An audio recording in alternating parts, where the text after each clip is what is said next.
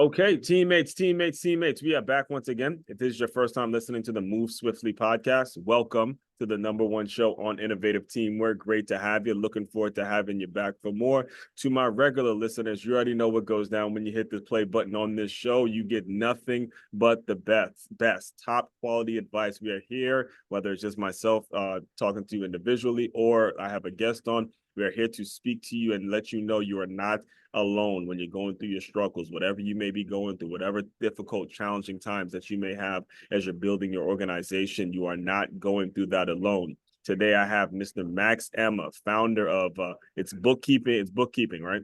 BooXkeeping. It's bookkeeping. Yeah, BooXkeeping. And well, before I dive too deep into his story, let me bring him on and introduce him and give you a chance to introduce yourself a little bit. Hi, Aswan. Thank you for having me. So my name is Max Sama, and I'm founder and CEO of BooXkeeping. So BooXkeeping is the bookkeeping company that provides bookkeeping services in all 50 states, mainly to other franchise brands. And a few years ago, we've started franchising our own concept, and now we're selling bookkeeping franchises throughout the United States. Yes, and I'm glad you broke that down and kind of put it out there initially about what it is you do, because what I want to be clear about, especially for the listeners, is this did not happen overnight. I was actually listening to you on Greg Moore's show, and he's actually another individual who's been on this show as well, and we are talking about the importance of franchising and how to go about finding the right franchise, all those sorts of things. And one of the things that really struck me about your story is you had actually inherited a landscaping company from your parents at one point, and there was a point where you went bankrupt and things were rough on you. So why don't you go a little deeper into your background, where you started, and then we'll kind of go from there. Sure. I mean, to make the long story short, I came to the Well, there's United no, well, States. I'll pause you because there's no time limits here. So if you feel like you got to go deeper into this, well, go ahead and do your thing, man.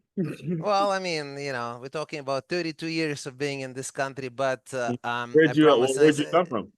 it's not gonna take that long. I'm originally from the former Soviet Union, came here 32 years ago, Hmm. and started my journey from literally uh, learning English, finding my own ways to learn English, find out of box ways to learn English, and then getting my job, and then getting a better job. Then I got finance education, work in corporate America for 4 years, and then I realized that the corporate life is not for me. So July 4th, 2002 was my real freedom day, because that was the first day of my freedom when I stopped working for somebody. So I quit July 3rd, 2002, Hmm. and gave a 2 week notice and joined family business. I did not inherit it. I joined it, Oh, and it oh, was that's what it happened. was Okay, I got you. yes, it was a small business with 3 employees, just one Well, main. before you keep going though, because that's actually a decision that I don't want to brush over, because as listeners, there's a lot of people that are in that corporate environment that may love that check. And when it comes to the decision to leave and then go build or do something with your family where it's not necessarily as guaranteed. Can you talk a little bit about what went into it and how difficult it actually was, and what ultimately made it so you decided to go ahead and make the switch and put your 2 weeks in? Sure. I was just getting depressed. I was getting depressed, meaning it wasn't like a clinical depression, not to the extent that I had to go and start taking medication. I just wasn't happy. I was coming home and just, I hate that. I just don't like it. So my joke is that, I was always kissing the wrong butt to get promoted in the corporate world. I mean, I was always, doing it wrong. And I'm like, maybe that's not for me. Right. And so my dad had a small landscape route with 3 employees, but he came from the former Soviet Union at the age of 55 with zero English, and obviously at 55 was way harder than to learn it at 18. Hmm. So he got where he could, and that was his limit. I'm like, hey, Dad, why don't I come and see if I can take it from there? And I think we can take it to the next level. And yes, I did take a risk. I just didn't like what I had at this point. People looked at me as I was crazy, because Hmm. at this time I was working for Qualcomm, and Qualcomm, they were splitting stocks about once every 2 months. So the stock Hmm. was going bananas. We had stock options. They were gonna pay for my MBA, and I was gonna be manager. So they had like a way for me, A and lot of I'm like, no, security. that It's a this is lot of security there. yes. Yeah. For sure. And it just, I just said, no, I'm not gonna do it. That's not for me. So my decision, it just, that's not the path I'm gonna take. And I decided to go this route. And again, it's been over 22 years. I've been an entrepreneur, and I love every moment of it. It has its risks, as you Right. know, a lot of risk. I mean, last time somebody gave me paycheck was over 22 years ago. Right. So when you're initially making this transition though, what were those initial days like for you? Because I know it can be a huge adjustment to maybe you're going to a place every day and you're working, putting in your 8 hours or 80 hours a week or whatever it is. And then all of a sudden it's like you're in this entrepreneurship world and it's like, look, I got to go out and get these contracts, especially when it comes to landscaping. It's a matter of making sure that you're landing bigger deals and you're not underpricing yourself and making sure you're doing all those sorts of things. So what were the early transition days like? Well, the early transition was that nobody's paying me because the business could not sustain me joining it at this moment. I mean, Oh, ultimately it grew, and it was growing. It just, spoiler alert, it went from 3 employees to 96 employees. right. But in the beginning there wasn't enough for me to start taking salary. So my Wow. girlfriend at the time, who later became my wife, who also became a co-founder of BooXkeeping, she was a teaching assistant at college. So we were leaving, and her salary, which was not really big because she was going to school and working as TA.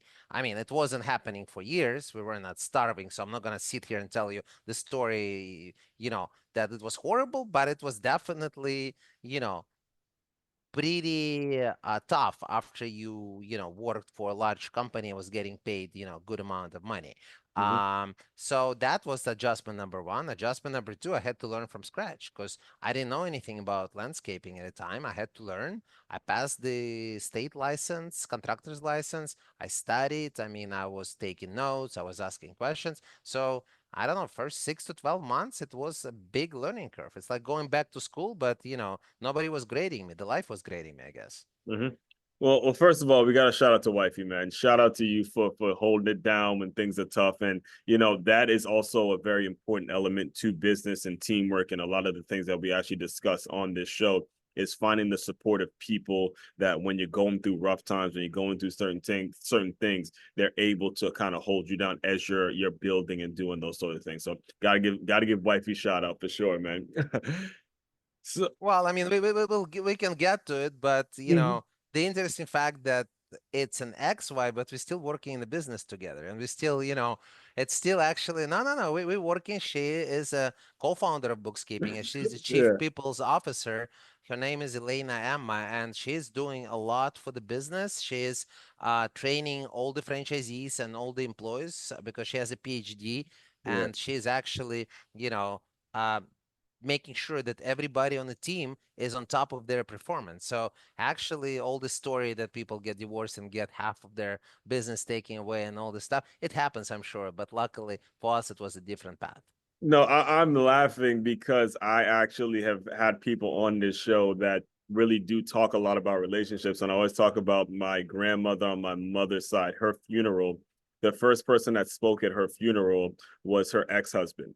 And I Oh always wow. speak on the fact that, hey, look, sometimes even though the relationship may not work out, there's still levels of maturity, there's still levels of being professional that you still have to maintain. And it's not going to help anybody by being resentful and bringing whatever happened to work and getting it in the way of everyone. So again, kudos to you and her for at least being professional with whatever it is that went down. So shout out to both. I'll tell her that I'll be speaking at her funeral, and I'll tell her it was your idea. I don't know how she's gonna take it, but I'll try, man, for sure.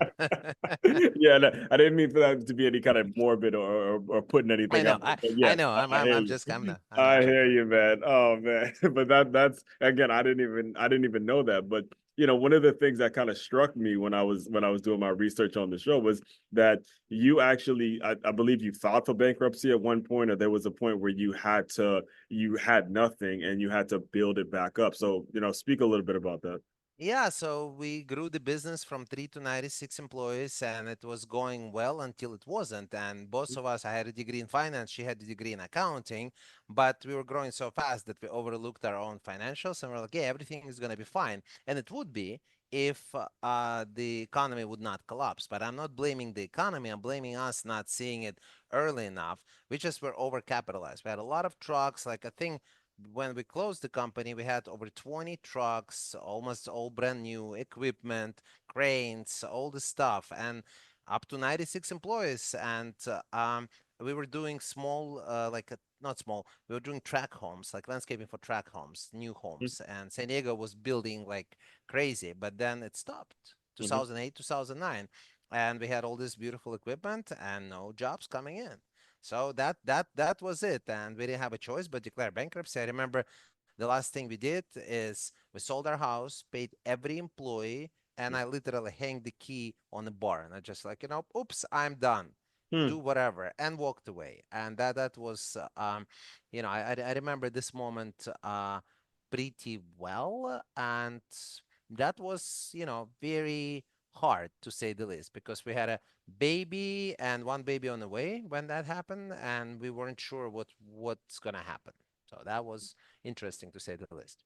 Now looking back on it though, I'm kind of curious because your business is it's big on contracts. You know, when you say hire employees, were these people that were contractor, like independent contractors, or was it a situation where you paid them a certain salary every like how was that structure? Because I mean the reason I'm asking that is because when you got into business for yourself, it was other franchises and franchisees that you were working with that convinced you to actually take your company franchise. So what would you say were kind of the big lessons that you took when you finally hung that up and decided to go into the other route? You're talking about the bookkeeping. Well, bookkeeping has not started as the franchise. They weren't even thought about Right, that's what I'm saying. franchise. Like before you got there, were there any things that when you decided to hang up the landscaping business, were there anything Mm, lessons that you would have taken from that experience in terms of how you hired people and then that you applied to the bookkeeping? well, it's not hiring people is just we understood back then that Mm-hmm. team is a huge thing and you cannot do it yourself. And I mean, all the kudos is actually to Elena, because the culture for bookkeeping, it's her baby. We have like the whole 2 3 hour educational culture. We have Mm-hmm. cultural meetings. Our hashtag is cool bean counters. Mm-hmm. And that's actually done with the purpose, because let's be honest, bookkeeping is a very boring industry. So boring profession, we don't want it to be like that. We want it Mm-hmm. to be fun. We want to people like it and enjoy what they're doing. But before we started bookkeeping, we actually started the landscaping again. We're more successful, Oh, sold it, and oh, then we actually we proved ourselves that we can do it. I And got then we you. open bookkeeping. I would say by accident, because we were trying to get financials done for our landscaping company, and we got Uh, about 20 proposals from I got local you. bookkeepers, and the proposal was anywhere from $200 to $2,000 for exactly the same scope of work. And Uh-huh. my finance education told me that, and Elena confirmed it, that it can be a gap like that. So we're like, well, maybe there is a need for uniform service. So we wrote a business plan and we started bookkeeping literally from the garage. She was doing the work, I was selling the work while still running the landscaping company until we Oh sold it. man, yeah, I didn't know. So you restarted it and you made it a success, and that's where kind of the light bulb went off, and you guys were like, okay, there's something wrong with how certain things are being done. So I guess speak on that a little bit then, because you just mentioned bookkeeping. You're right, I hear it, and it sounds kind of boring. I mean, the one financial accounting I attempted to be a business major in college, and it was the financial accounting class that had a bunch of stuff. And I'm like, look, I want to be out there selling and doing stuff. I don't want to talk about money like that. How do you make it exciting? How do you make it something that's attractive to potential franchisees and all that kind of stuff? So, I mean, first we had to start with the employees. We had to Mm-hmm. test it to make sure that employees like working with us. I mean, we have some employees that have been with us for 10 years. And uh, I have my right hand, she's my director of operation, Catherine. She came as the part-time junior processor because she just needed extra hours and she had another job. Mm-hmm. And then I did tell her, sky is the limit, cat. And she's like, yeah, whatever. Everybody's saying that. But now she grew from that position Right. to the director of operations, and she's in charge of all the training for all the franchisees and bookkeeping employees. Mm-hmm. So I strongly believe that you have to give people freedom to grow, and Mm-hmm. sky is the limit for the right person. I mean, not everybody who worked for bookkeeping became a director of operations, but everybody had an opportunity to become one. Mm-hmm. If you, really know what you want to do, you learn, you willing to take responsibility for your actions, make mistakes, because I don't know about you, Aswan, but I do make mistakes all the time. Hopefully they're not the same mistakes all over again, even though that had to happen in my life once or twice. But Mm-hmm. um, most of the time, I'm learning from my mistakes. I always say that it does not happen to me; it happens for me. But Right. that's a very recent thing. Before I was like, oh, of course, this happened, this happened. Now it's like, no, something happened. Why? What did I learn? How I can, apply it next time? Mm-hmm. That's a very common phrase over here in the move swiftly world. Does not happen. It's not happening to you. It's actually happening for you. And it leads me to the next thing I want to make sure we get a chance to talk about is when it comes to who you work with and how you are working with companies that are already franchised and essentially they convinced you, as you say, to become a franchise yourself. Talk a little bit about what you were able to do for them as franchisors or franchisees. Like, how were you able to make their business more efficient? So I always say that we give the franchisees of other brands freedom, Mm, a freedom of time where they can actually go and spend time with their family, spend time on growing the business, travel, do whatever they want to do. It's unique for everybody. Okay, people like doing different things. But they don't have to do the bookkeeping. Let's be honest. QuickBooks is designed for non-accountants. So really anybody can learn how to do bookkeeping. I mean, you don't have to understand taxes. You don't have to understand very complicated audits. But enter information in QuickBooks. Anybody can figure it out after you take classes, watch YouTube videos. But I always say if it takes us 2 to 3 hours because we are professionals, it might take you, Mr. Client, 7 hours. What can you do with the 7 hours? I always say, what is the opportunity cost? mm-hmm, So that's what we looked. That's what we give the franchisees, and we started working for one franchise brand again by accident. It wasn't the plan. We were a local bookkeeping company here in San Diego. Um, I was networking a lot, getting clients, and mm-hmm, then s- met franchisor. They tried us on one client, on two clients, and then before we knew, we started working on clients in different parts of the U.S. And then one franchisor became two, three. We're now a preferred bookkeeping provider for 95 franchise brands. Okay, mm-hmm. some big companies like Fast Sign, Signorama, Sport Clips, some small ones They're big. that are. Sonorama is pretty big. Actually, I heard of them. Yeah, sports clips too. Oh yeah, of course. I mean, they're huge. Some very small, but they're growing really fast. Like one of them is called Game Day Men's Health.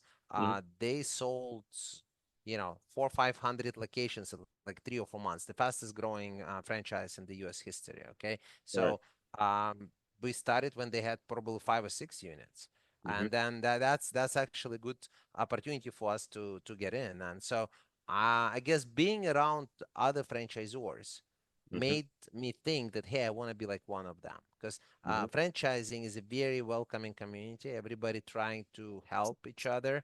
Right. Like I go to franchise conferences all the time, Mm-hmm. and a lot of the time I go not to have a booth but to learn and hang out with other franchisors and take classes and Very take good. notes. And I see all the time the two franchisors who are competitors in the same field sitting at the bar at night drinking and discussing, and they're like really one is going another. Happen multiple times, and they're just talking because there is no competition. They like, oh, how do you handle this? Oh, I do it like this. How do you do that?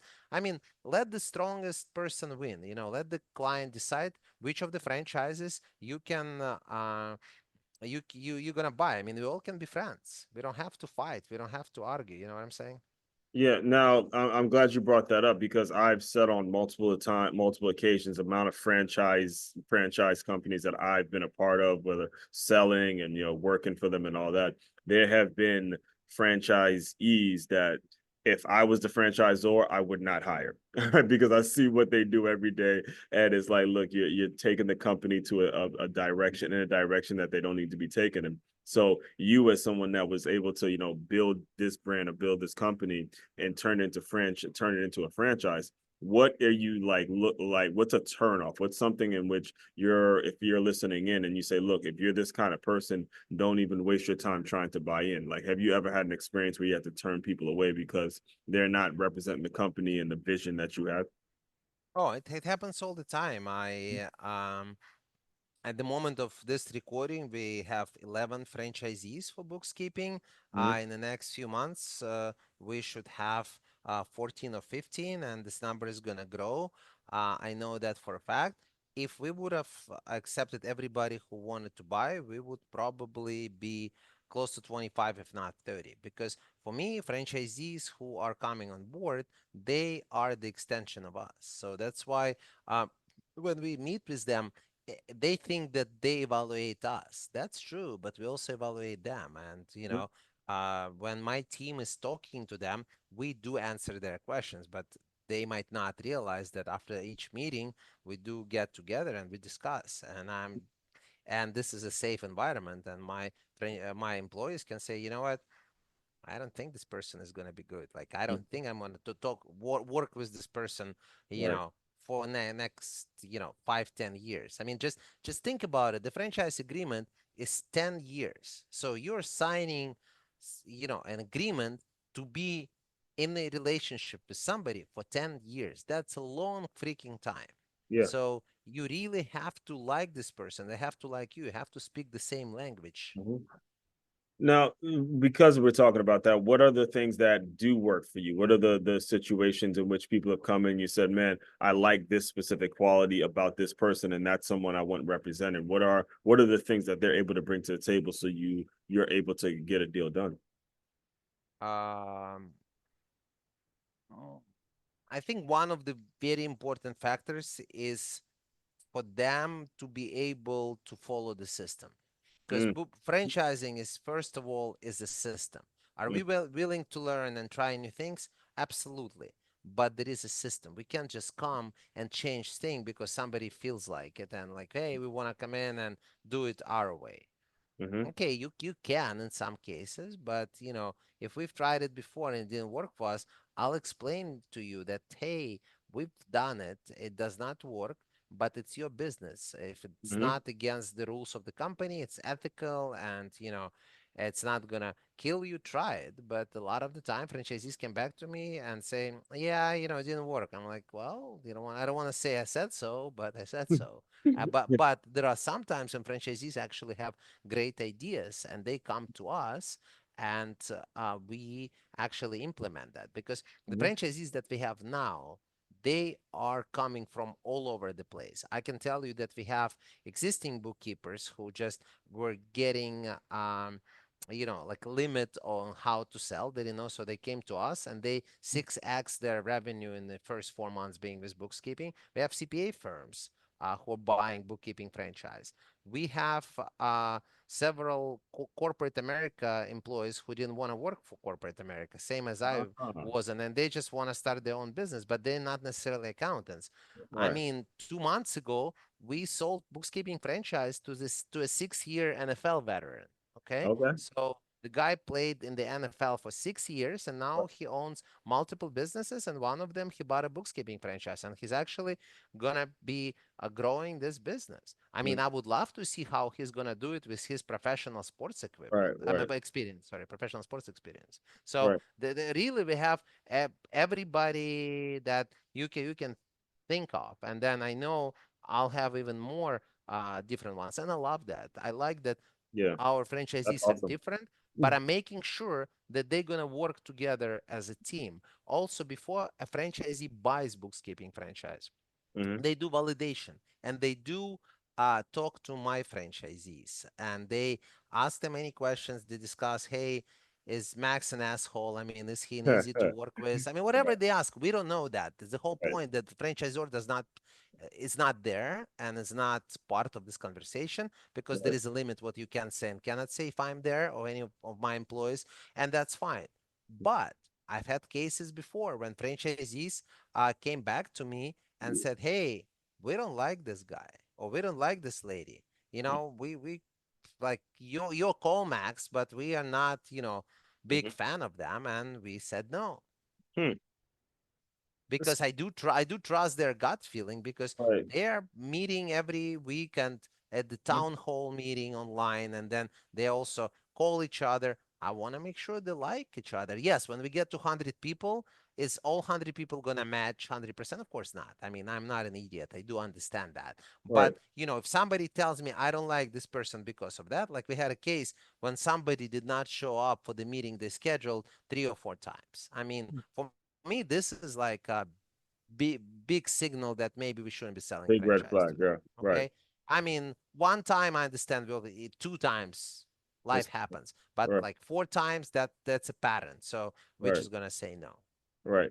Now, what do you offer them in regards to support? Because one of the things I do actually remember when I was dealing with it was a franchise named Nine Round, and the owner would kind of always complain that the franchisors didn't support him. There was like a private Facebook group that they had, and they would vent a little bit. So if it comes to you as the person that founded everything, how do you support them when they're coming in and making sure that they know that they're going to be taken care of, and little things, small things will be kind of taken care of. Well, first and foremost, it's training. I believe the training has to be done. Yeah. So we So they have train, yeah, you guys train them before they, I got you. we have at least three franchisees. Yeah, I Mhm. think it's three that actually own other franchises as well. Right. And so when they were going through our training, they already had experience how training should be. Hmm. And I remember talking to one of them because the other brands he owns have, I don't know, 600-700 locations. I mean, they have training department more than the entire number of employees probably that Hmm. bookkeeping has.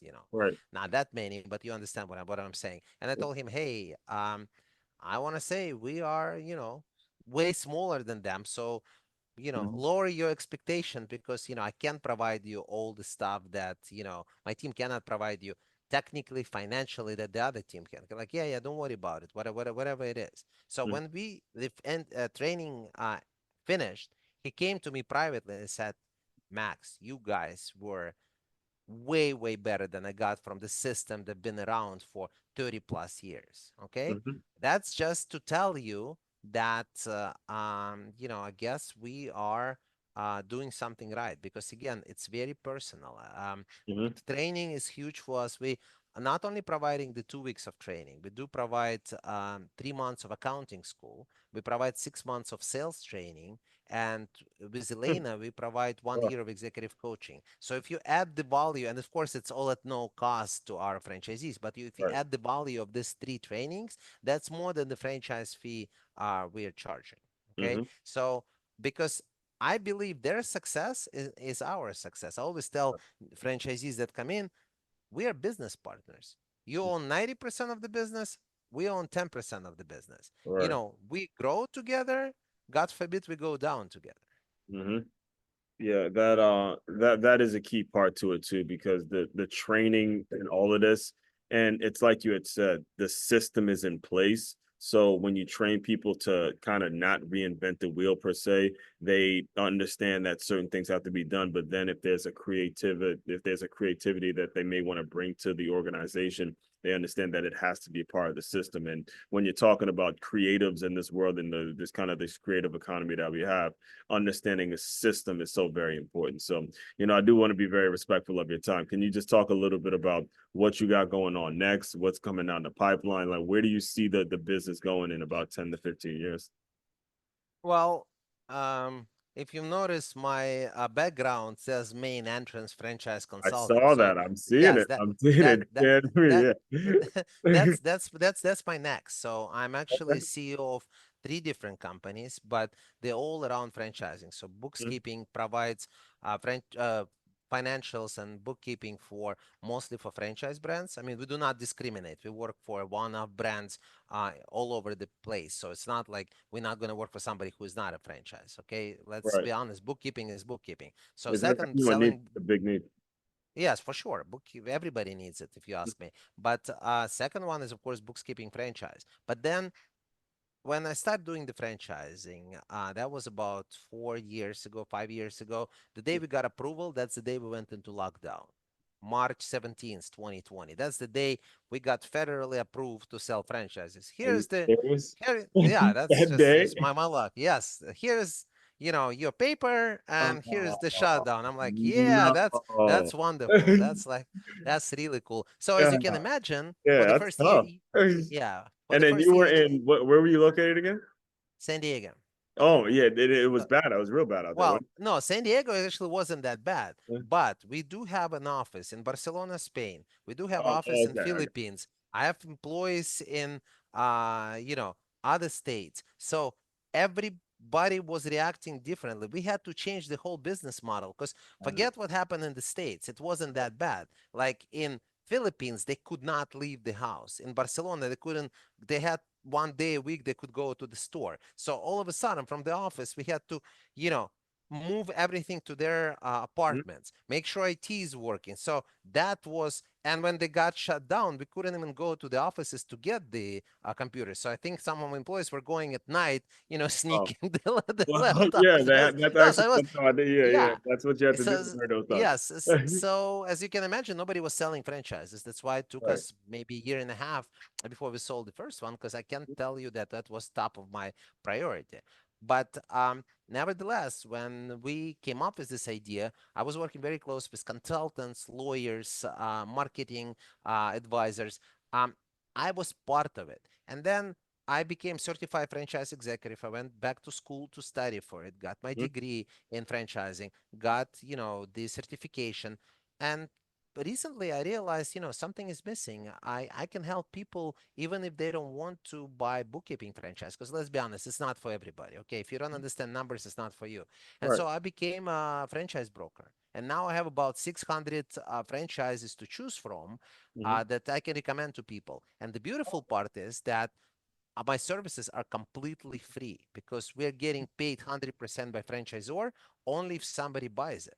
But the unique of me being a franchise broker, I'll be honest with you, is the fact that some of these franchises are our clients. We're doing the bookkeeping for them, and it's not that I can share more than I'm allowed to, Right. but the fact that I have the phone numbers of CEOs of a lot of these brands on my speed dial, that's Hmm. huge because, it's not that they're going to give any discount to my candidates, but it's a little bit different when hey, I have a really good candidate for you. So I don't go necessarily through the sales channels, but I'm going through, directly to the decision maker, which Hmm. is great. I mean, so now main entrance was designed for exactly that. So we're helping people to really get their dream and achieve their dream as fast as possible, Right. even if it doesn't mean for them to buy a bookkeeping franchise. Of course I want them to buy bookkeeping because that's my goal. My goal is to have 100 franchises sold,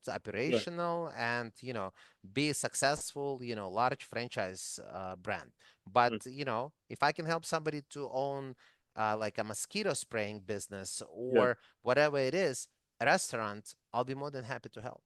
Man, listen, know your numbers, guys. Know your numbers. If there's anything that I've picked up just by listening to him and what you should be really taking away is number one, know your numbers, know your goal. Like you had it clear.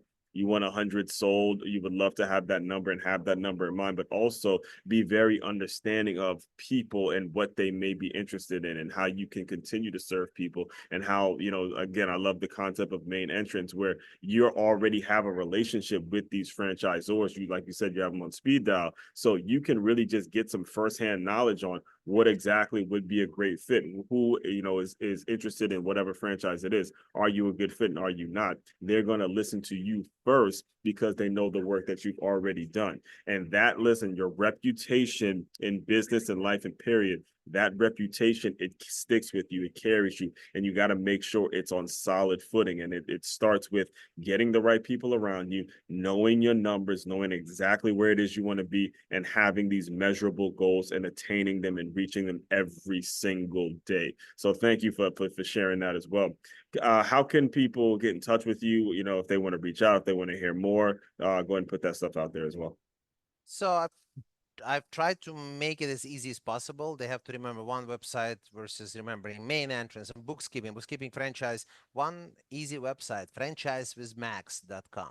Because really, Franchisewithmax.com. franchisewithmax.com, all three of the companies, whether you like it or not, whether you like my heavy Russian accent or not, you're stuck with me, okay? Because they're my babies and I'm responsible for the babies. Yes, I have team and I wouldn't be able to do it. I have team in each of the businesses, but nevertheless, I'm there, okay? So franchise with Max, and then you can choose, hey, I want to buy a franchise, or I want to look at bookkeeping franchises, or I need bookkeeping for my business. So they can get to all three companies from this one website, franchisewithmax.com.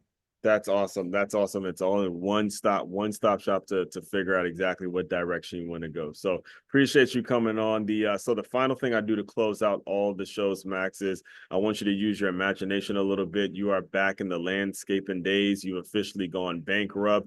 I want you to pretend that feeling of actually having to leave your keys, I believe you said, at a fence, and you had absolutely nothing. Pretend that version of Max has come into the Zoom room. Give him some words of encouragement, and we will officially close. Wow, that's tough. I remember that.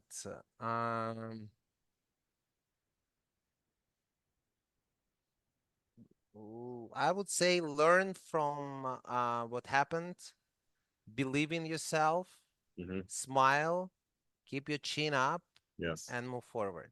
Yes, yes. Keep your chin up. Again, I've been there. I've had a car repossessed. I mean, a lot of I always say, you know, if you're really gonna be in business, you know, these kinds of days happen. And if you get back up after those days, then it's for you. Then you actually have earned the right. But it's not gonna be pretty at all by any means. It's gonna be a lot of rough days. So get up on those rough days. All right. Fellow teammates, continue to move swiftly. We will talk more soon.